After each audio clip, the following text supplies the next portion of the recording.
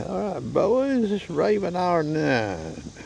This is going to apply to a lot of your Ravin crossbows. I have zero experience with an R500. I don't plan on getting any in an R18. I've got experience with R9, R20, and R29. The R10 and these R29Xs, all this would apply to them. See that area on the string right there? The knocking point. Now, I did a video, or a test actually, I'm sorry, a test here, I don't know, it's been about 3 years ago. Of course, there were some people who sort of rolled their eyes when I did what I did, but I want to share this information with you. I overserved by string, intentionally oversized it a little bigger than a knot would fit. Took a handsaw file and cut the serving, didn't cut the serving, but I filed the serving so the knot would fit on tight. So what I did in effect was trap the knock on the string. Couldn't move lateral left to right. I actually used this bow right here. Now you have to go back and look at my commentary about this.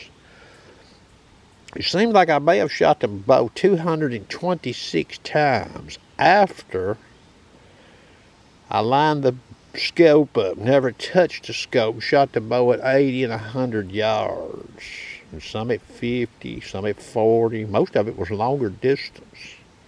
Using the same boat to, use the same boat. Now, one thing I need to make a comment about here.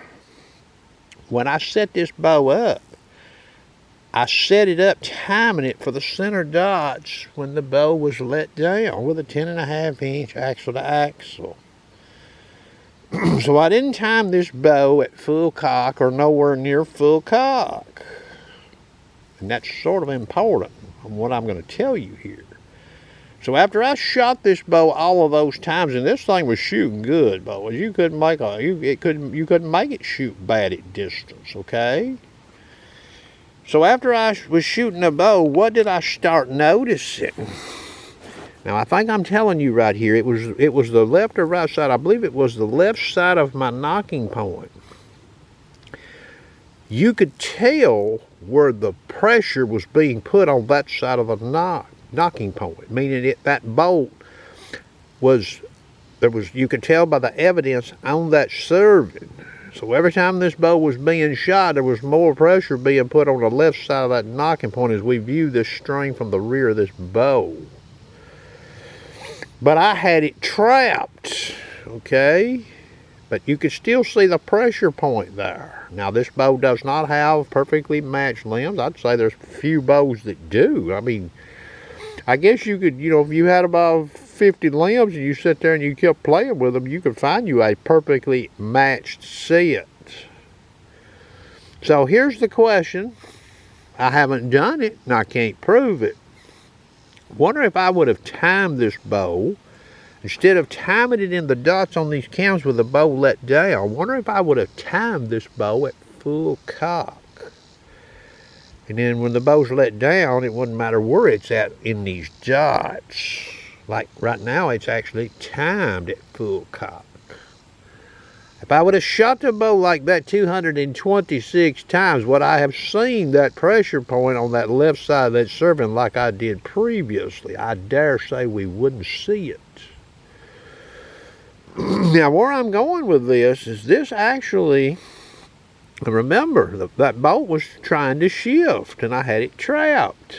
So on a regular string with serving, you don't have such luxury. So when you set your bow up, like I did this one originally, when I started talking about it, your knocking point would start increasing to the left.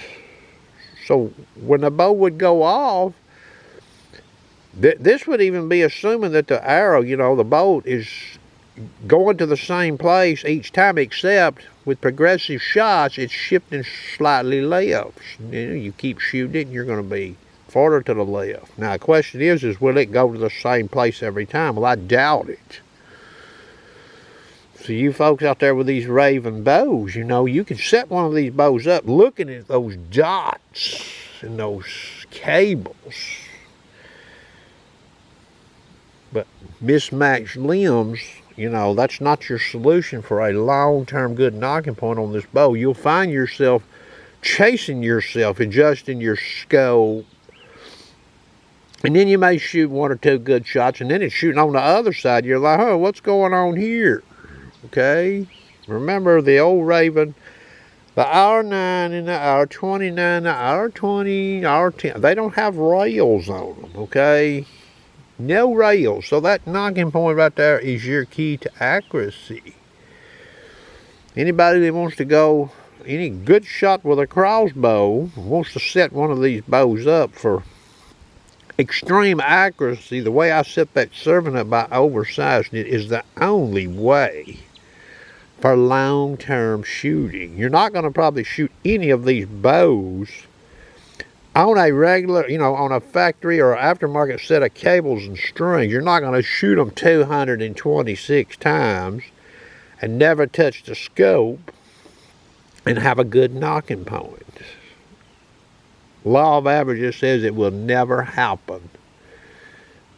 Now that would be for you target shooters, you know, shooting deer inside of 40 yards, 30 yards, this is not as critical. Could be, depending, you know, especially if you were trying to place a bow near an obstacle. You had a tight shot and, you know, you were trying to thread a needle. Well, anyway, that's coming from the old sharpshooter, and this is first-hand information I've shared with you. This is not no BS that I've drummed up. You can go find part of what I talked about on this subject previously posted on Crossbow Nation. Hope you enjoyed.